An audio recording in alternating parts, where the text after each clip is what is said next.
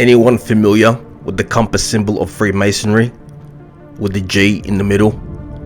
That's what the G stands for at the highest level.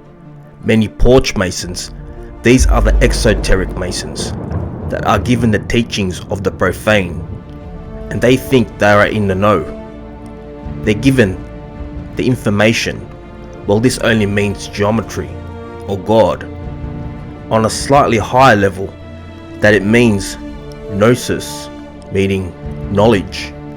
At a higher level, at illuminated levels of Freemasonry, which are above 32nd degree, they will give you the real meaning of the G inside the compass. And it is the generative principle. It means Genesis, creation. At the Vatican, there are 32 archways on each side of the courtyard, with a giant obelisk in the middle. The Pope's Cossack has 32 buttons, and his head represents the 33rd. The United Nations flag is divided into 33 sections encircled by olive branches. The flag also happens to be blue, just like the first 3 blue degrees of Freemasonry. 33 is the highest degree of Scottish Rite Freemasonry. Walt Disney was a 33-degree Freemason, and Disneyland had a Club 33.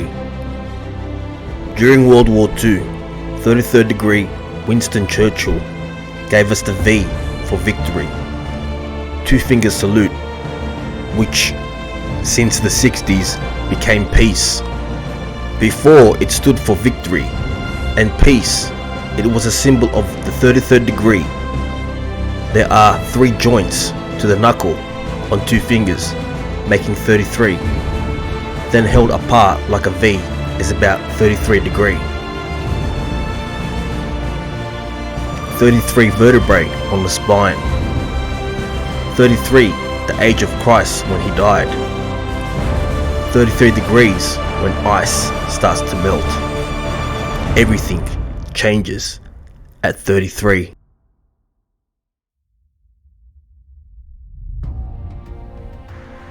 One of the first things that you need to be aware of is that we are surrounded by non-physical beings, and they're actually communicating with us all the time. If we do not take in the impulses from the spiritual beings fully consciously, then the addition to the fact of it will go into other centers of our development that are not quite as conscious. One way that we sometimes generate particularly mind form elementals is through the third eye center, and you will see this illustrated in classical mythology. What the creative visualization does is allows us to take action with the mind powers. It allows us to take craft and create things with the mind power. These two things have to go together.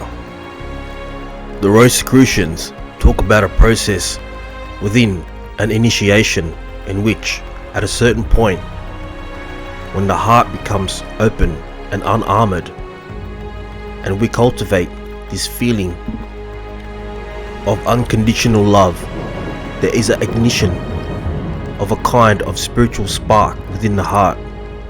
And what happens then is that they describe it as an etheric rose light arises from the heart and moves up to what's commonly called the third eye center.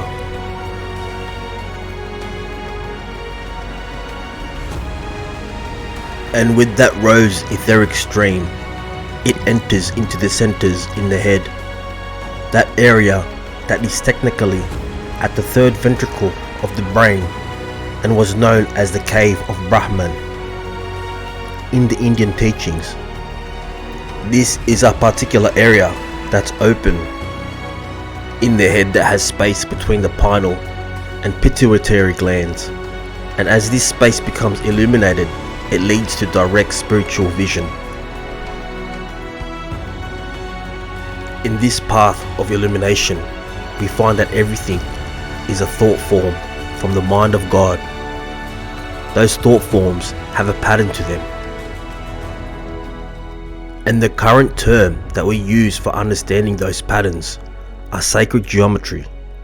So sacred geometry is a universal science for understanding the patterns of creation at every level.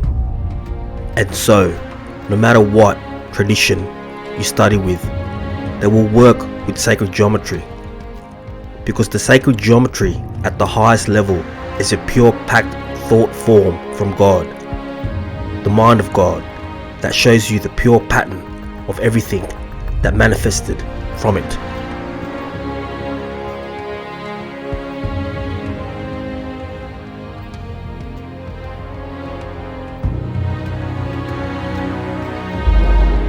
This is Mind Movement, 33rd Degree Secrets.